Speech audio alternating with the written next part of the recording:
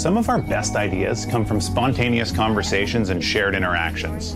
But when my team moved to remote work, we had to find a way to replicate the same human connection and energy from our physical office to our digital workspace. We needed one tool that could capture the best of both worlds. That's when we tried Fiverr Business. With Fiverr Business, we can instantly source additional brainpower to help strengthen our ideas and build a more agile and collaborative environment from virtually anywhere. It's a modern take on teams. We can add a whole new level of experience and value to our team projects by partnering with always-on freelancers that specialize in helping businesses grow, like our go-to video director that our success manager recommended. It's collaboration without limits. Now we can brainstorm directly with our freelancers, add project info, save and share preferred freelancers for future projects, and view updates without all the back and forth emails. It's a new way to manage projects from start to finish. Approvals, tasks, budgets, they all live right there on one dashboard. With Fiverr Business, we're able to bring out the best version of our team, no matter where we're working from.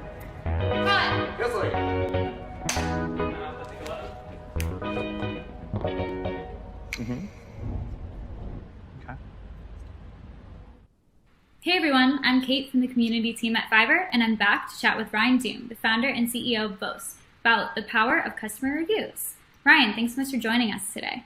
Yeah, thank you very much, Kate. I'm excited to be a part of the Fiverr Summit. Yeah, so to kick things off, could you maybe just briefly describe Boast? How would you describe your platform and what you do? Yeah, so Boast is a very easy way to collect customer feedback and then share that with the world.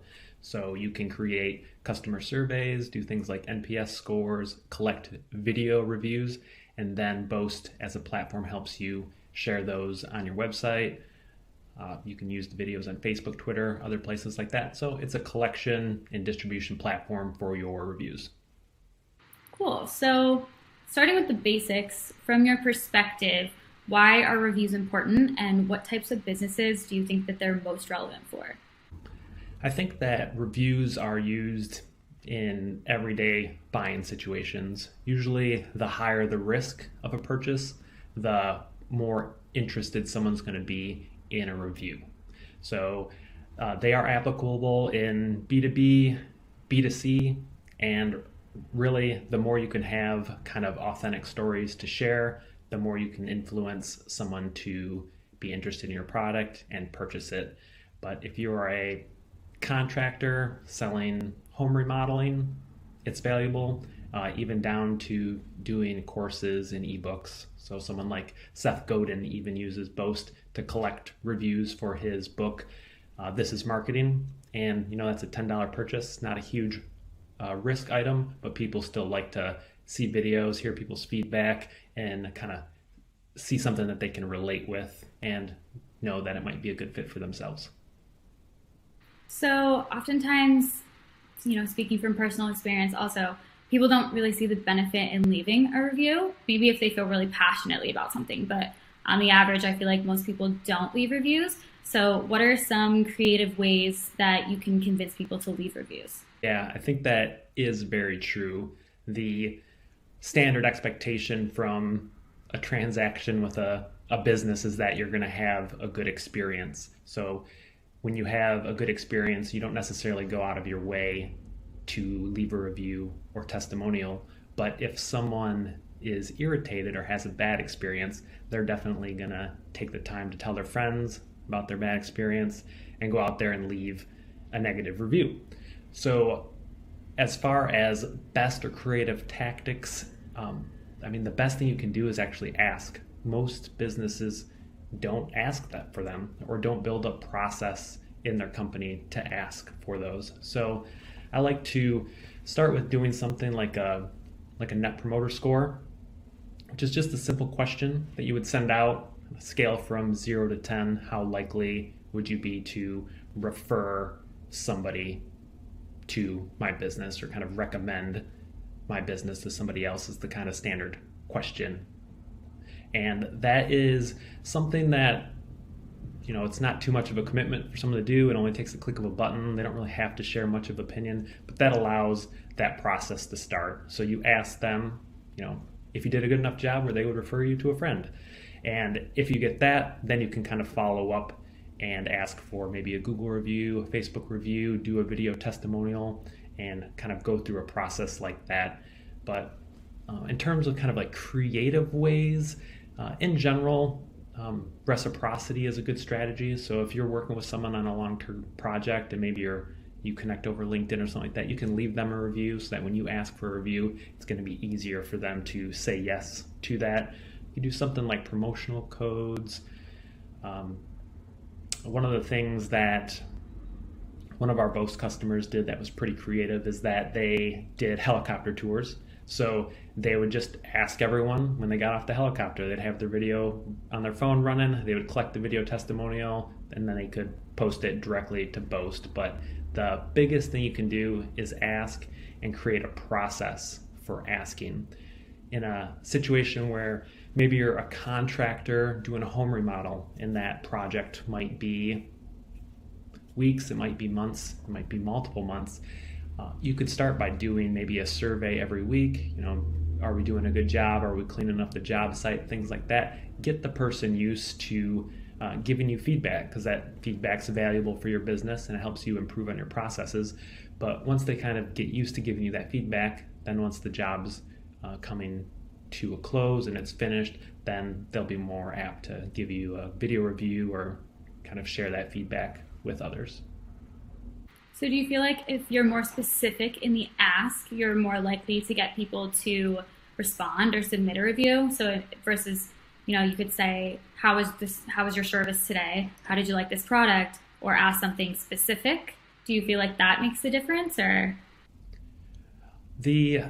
So with using kind of a standard question, sometimes like the Net Promoter Score question, it's a question that doesn't really have too strong of a stance. It's a decent opening question, but I think depending on your business, it would be fine to use a platform and do a survey of like 3 or 4 questions. Did we deliver on time? Was it on budget? Are you happy with the results? That's perfectly fine. I would definitely tailor your questions to what you want to receive to help improve your business. That makes sense. So something that is kind of controversial, I would say, about reviews is incentivizing reviews, specifically with like monetary rewards. Sometimes that can jeopardize brand trust if they feel like people are being bribed to say a certain thing or push a certain direction. So what are your thoughts on that, and how would you suggest that a business can strike a balance between incentivizing customers to leave reviews, but it still feels organic? Yeah, I think there is a growing distrust in some arenas. You see stories of maybe on Amazon where a bunch of fake reviews are put on a product that was maybe just added yesterday and it's already got 1,000 reviews or something like that. You hear those types of stories that make people question what's happening with reviews.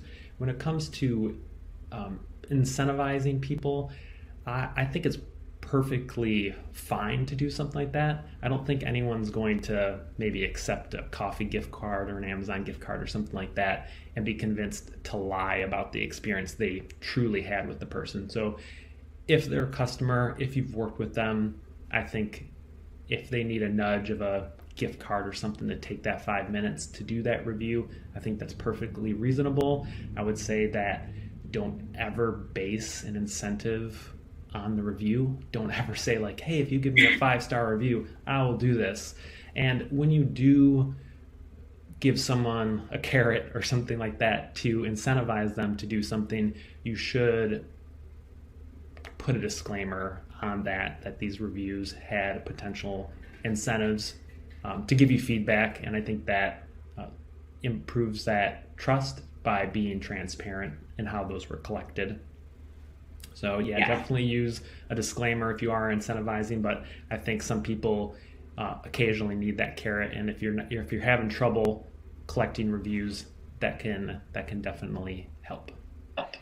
For sure. I mean, I don't mind being given a carrot to leave a review, but I think you're right in the sense of as long as you aren't saying, leave me a positive review and you get a $5 gift card. Right. That's a completely different story. Yeah, and I've seen some creative incentives sometimes are if you've bought e-commerce or something from an e-commerce site, they might give you a 10 or 15% coupon on your next purchase if you give them a review.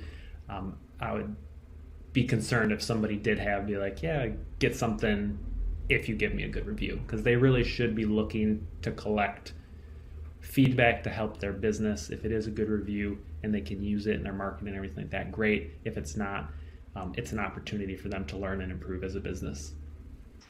For sure. So what are your opinions on bad reviews? Should brands try to remove them, or do you have any advice for people that are dealing with bad reviews? Yeah, as a platform, we're not really like a Google or Yelp where we're trying to judge the validity of each and every review. We're actually trying to empower businesses to take control of their own reviews and be able to control that process more themselves. So if somebody does, if they've got a review form on their website, like powered by Boast or something like that, and someone fills out a fake review and gives them 0 stars, and they're like, I don't know who this person is, they're not a real customer, it's perfectly okay on our platform to delete that information. We don't try to validate it or anything like that, or try to be like a central source of truth. They can manage that information as they wish. I think that it's important with any of those platforms or something like Boast, how we typically suggest people configure it is, one, they start off with that survey to get the feedback that they want, and then follow up with additional asks for either video or Google or Facebook or other things like that. But we don't serve as like a gatekeeper or battle with us on whether they can get that fake Yelp removed or something like that. I think the best thing to do if you get a negative review is, try to get 20 positive reviews. Yeah, I think that's good advice. And I think from a personal standpoint, at least, I think, in my opinion, if a brand or a product only has positive reviews, I'm almost skeptical. It's like, I want to go on Amazon and decide whatever it is I want to buy, knowing that there will be, 2,000 positive reviews and, probably a handful of people that just decided not to like it for whatever reason. And maybe they had a valid reason, but it would be weirder to me if there were nothing but positive reviews. Do you have any thoughts on that? Yeah. I think when you're in a situation where there are a lot of reviews for a product, typically in those scenarios, they're all text reviews. So with Boast, we really try to push collecting video testimonials because they're super authentic and they're hard to fake in any way, shape, or form. But if you go to a site, there's thousands of reviews. You typically try to look at the 1 stars, right? You're like, okay, so a lot of people had a good experience. What happened when things went wrong? And in those scenarios, I then look at how somebody responded to those. So if somebody had a bad experience, do they come out and they just reply with, call this number? That's very common. There's some businesses that seem to have a policy that is like, just get this person to call, take it offline kind of idea. And then you'll see other businesses who will really take the time to kind of outline the situation they were in and explain it a little more in public, but still be very professional about it. And then you go read about these bad experiences. You're like, wow, this business owner is still acting very professionally and sane, and probably can trust the positive reviews and that this person's an outlier with kind of a bad experience. On your platform, when people submit reviews, do you have the option to reply to them directly through that, or how does that work? I'm sorry, what was that? So can you follow up? If I were to leave a review on something, maybe it was a bad review, maybe it was a good review, can you as the business owner reply to that review that was left through Boast? So with every single submission, you do have the ability to determine what you collect. So you could create a form with no contact information on it if you wanted to, gotcha. in which case you couldn't do that. But since you have total control over that, if you do have a contact that you collect that on, then yes, you would have a way to communicate and discuss that. Gotcha. So getting people to write reviews, leave the review is half the battle. but what are some different ways that brands can showcase their customer reviews and testimonials? So the strategy that we use the most when working with organizations is to start off with that single question.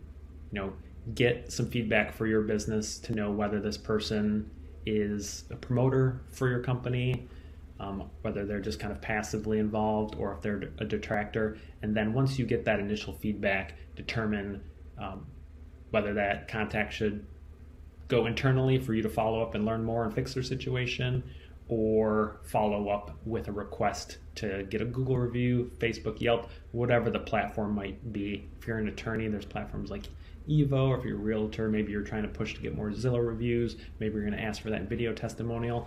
And then once you have those, and if you collect those video testimonials or your own testimonials, Boast as a platform will make it easy for you to showcase those on your website or use them in other places. So the idea behind Boast specifically is that when you collect these, you can get a little snippet of code, you go put that on your website, and as they come in, you can kind of just approve them as they come in, and then they'll show up on your website, and they can show up in nice carousel sliders or a list view, and then you can click on them and watch the videos. So as they're out there, people browse your site, they read about what you do, they watch a couple testimonials that kind of validate your products and services. And then also there are people who collect all of that information and don't use those tools. Maybe they're collecting them all for, maybe they want to make an internet advertisement out of them, or we've seen where universities have collected feedback from a lot of different students, and then they put those together into something that they show at graduation. There's been some pretty creative uses of getting feedback and then using them in ads or pushing them to their YouTube channel. So the idea is like, now that you've got this, it's kind of yours to do with as you wish. And that's kind of the benefit of using, the first flow through a platform like Boast is like, they're your reviews at this point. It's not like they've done it at Google or Yelp or something and they're kind of in control of it.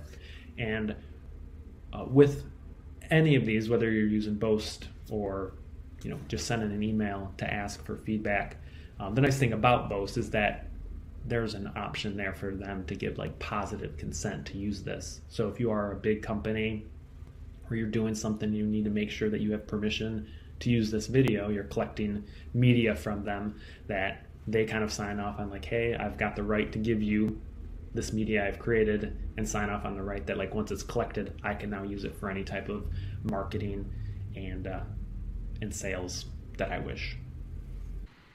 That makes sense.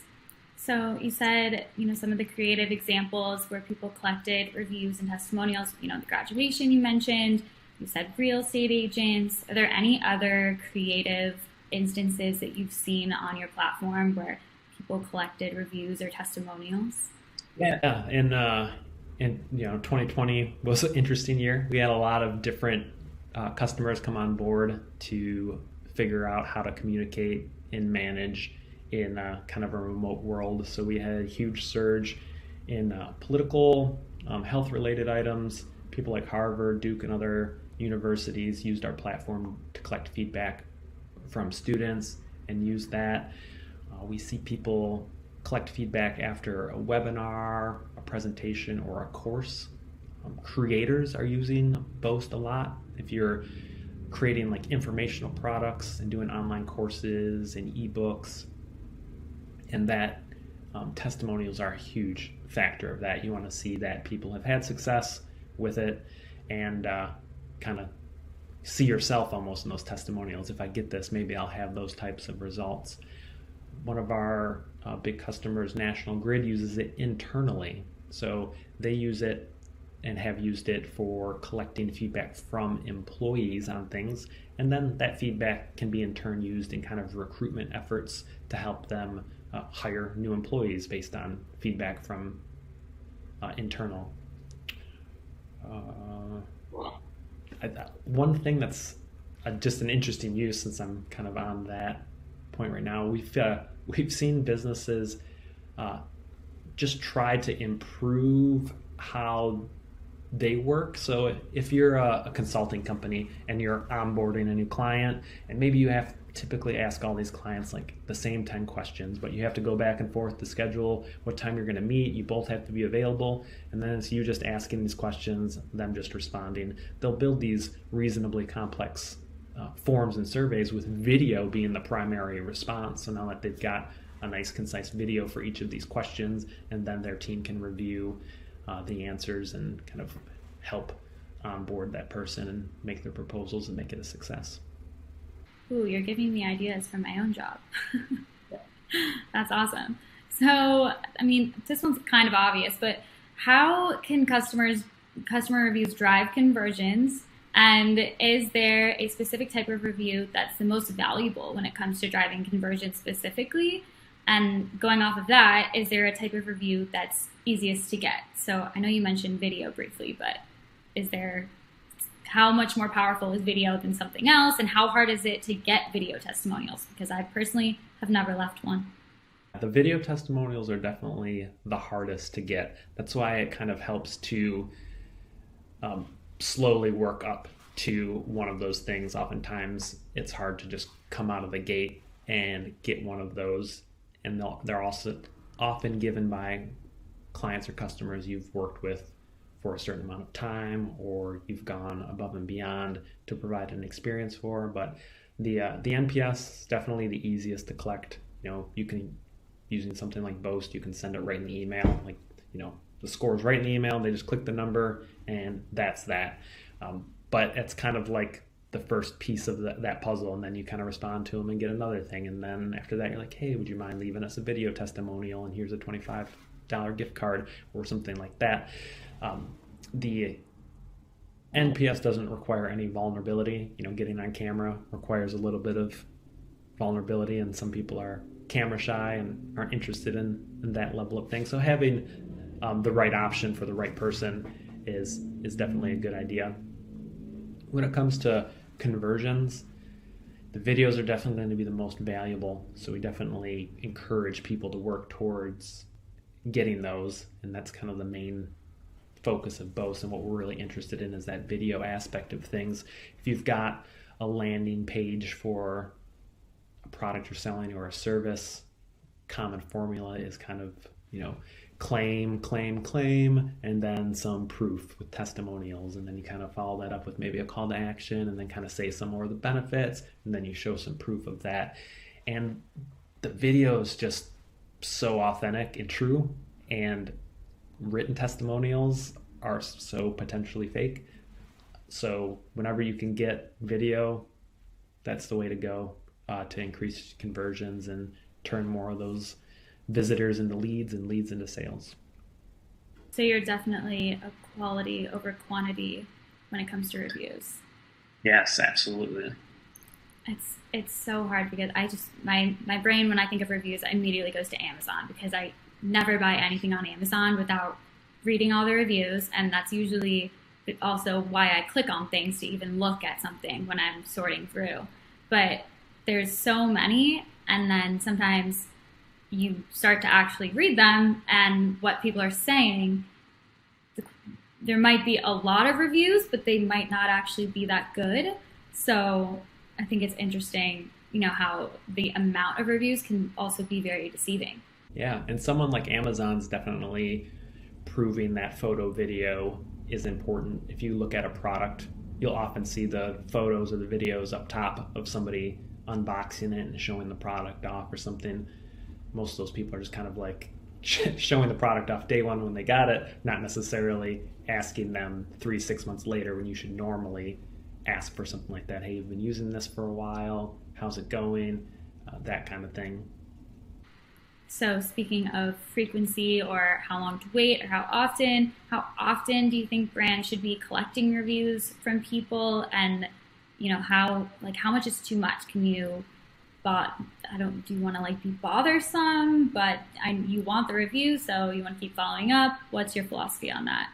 Yeah, we've seen people use our platform specifically to collect 20, 30 high quality video testimonials, and they're like, hey, we're good. That's all we need. I typically look at testimonials as one piece. If you get those, you might be able to get a handful of videos and just use those for the next 5 to 10 years and no one might notice the difference, and that might be perfectly fine. But the other aspect of the entire kind of customer experience is using feedback from people to improve your products, to improve your services. So I really suggest building a process and putting in a process in place to survey your customers after a transaction or 6 months later or during a long project throughout it.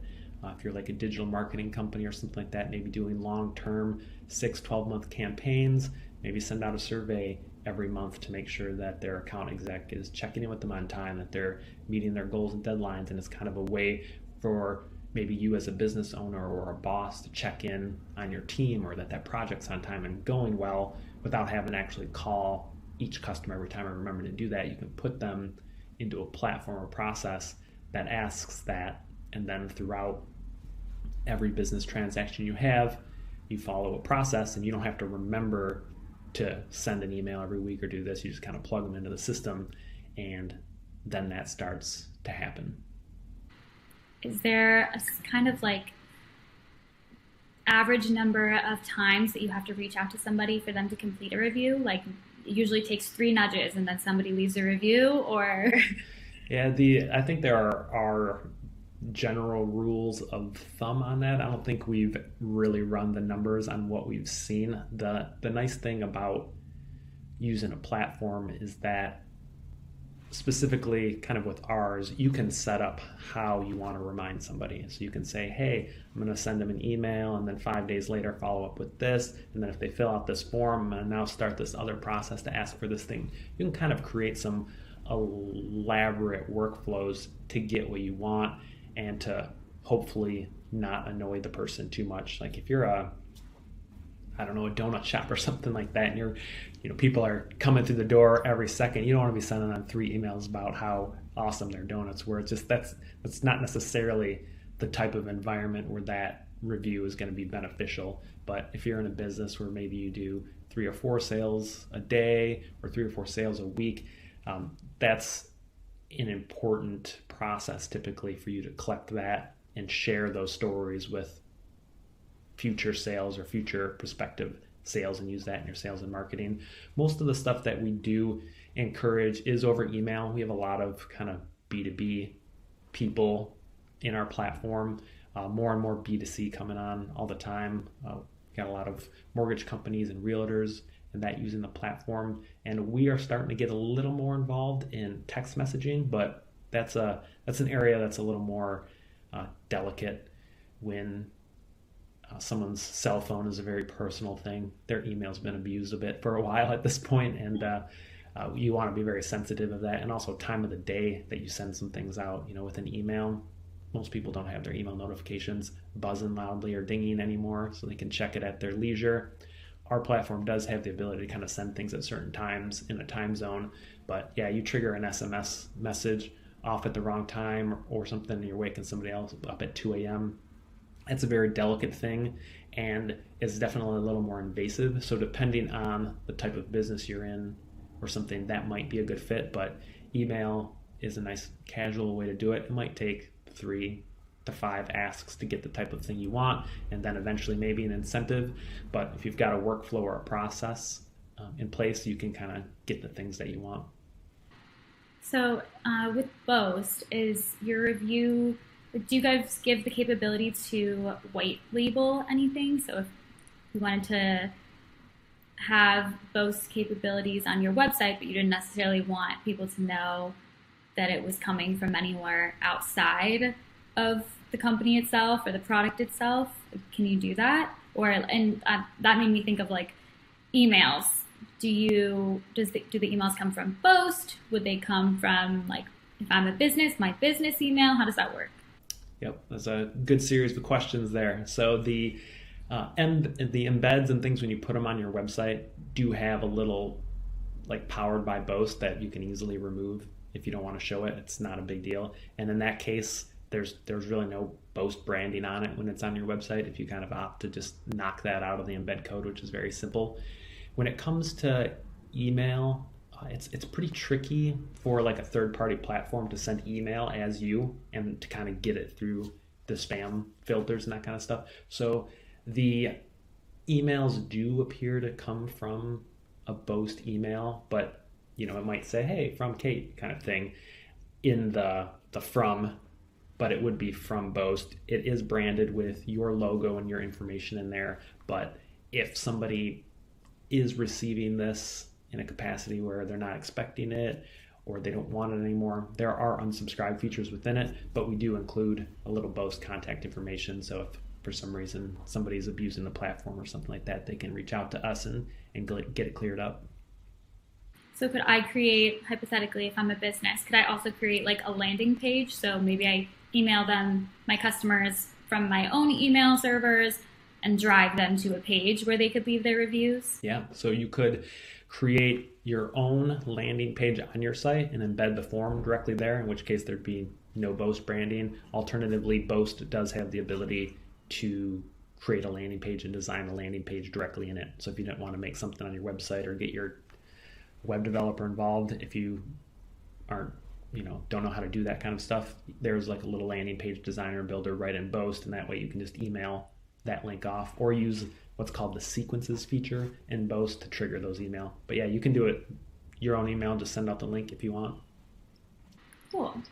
So for a brand that hasn't been capturing reviews or testimonials, where would you suggest that they start? Well, as a business in this industry, you could start at boast.io, but shameless plug. Yeah, right. But really, you could start with just sending an email. We've got a couple of resources on our website of some sample emails that work pretty well to send out to people and get responses. The easiest way is, finish a job, start a new email, have a little canned text, and you can send that out. The problem with that is the long-term stick-to-itiveness that's needed and the discipline to send that after everyone. It breaks down after 3, 4, 5 of those. So it's really kind of a benefit of a platform in this scenario is you can spend a little money each month, and then all you have to do is just put the contact information in there, and the platform works on collecting the things that are needed. And it can take a little bit of time to kind of figure out how to connect the sequences and workflow into something that works for you. But if you do sign up for Boast or try Boast or anything like that, we've got someone on chat 9 to 5 Eastern that is more than happy to help walk you through anything, set up a meeting to collaboratively build some things or do some workflows together. Our team is very accessible for anyone who's on the platform to have our team help them customize with that entire process. But consistency is the biggest thing. Before there were platforms to do this, people just sent emails to send those out. That reminded me. Another good thing of a process like this is, reviews, testimonials, but also referrals. There's businesses that are just built on referrals.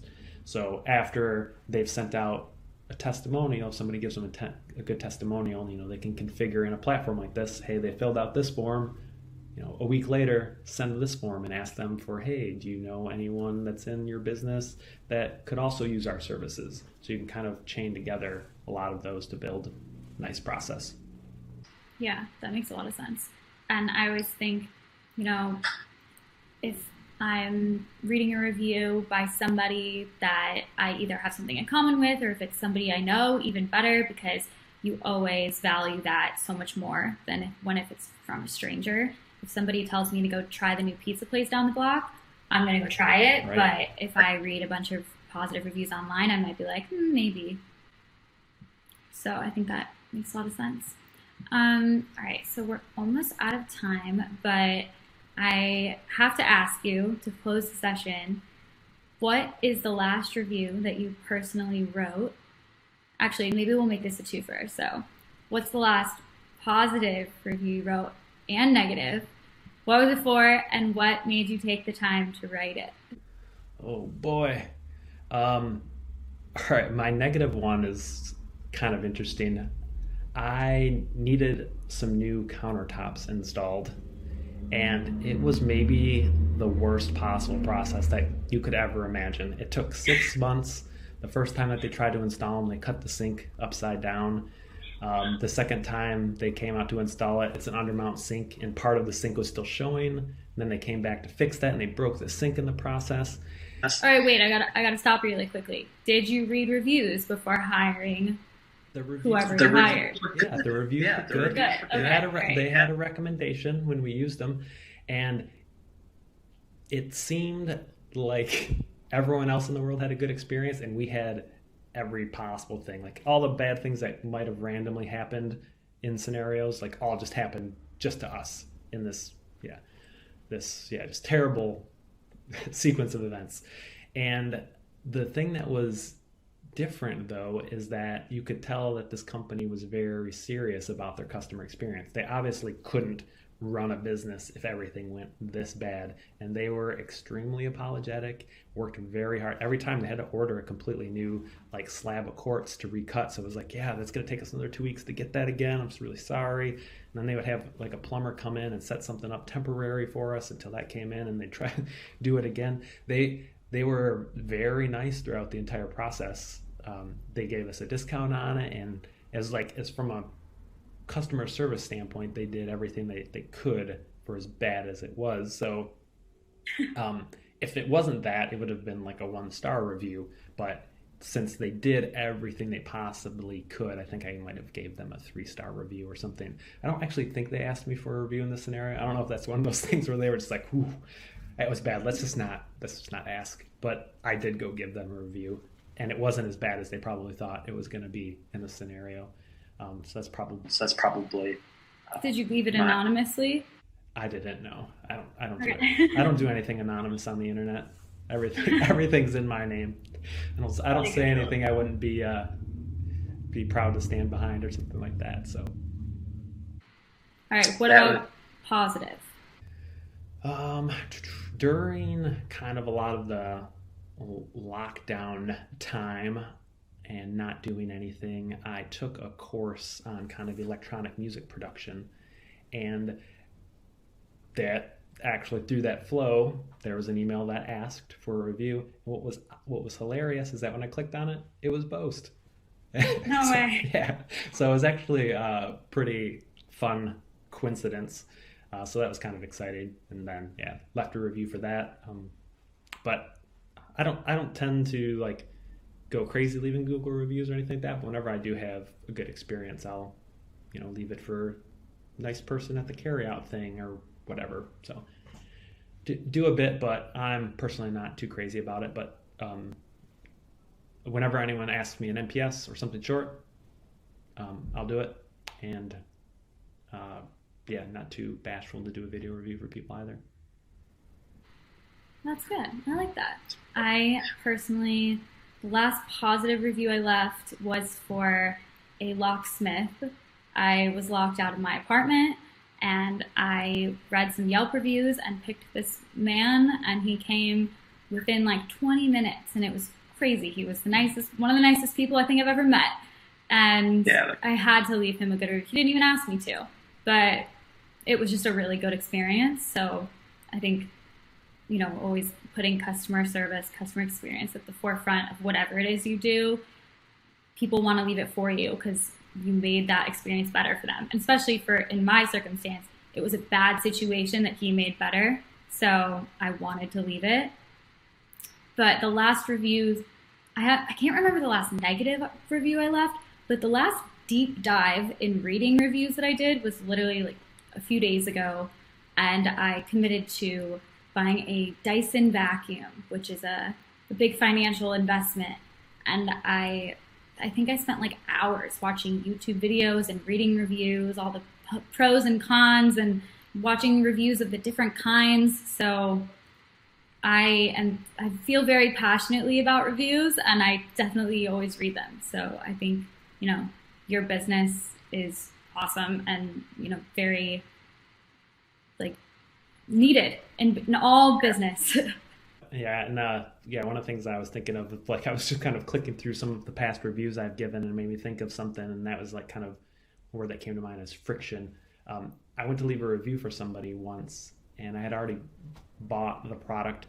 I typically check out as a guest for some reason. Like it's just my natural process. And so I do that too. Just check out as a guest. You got my email.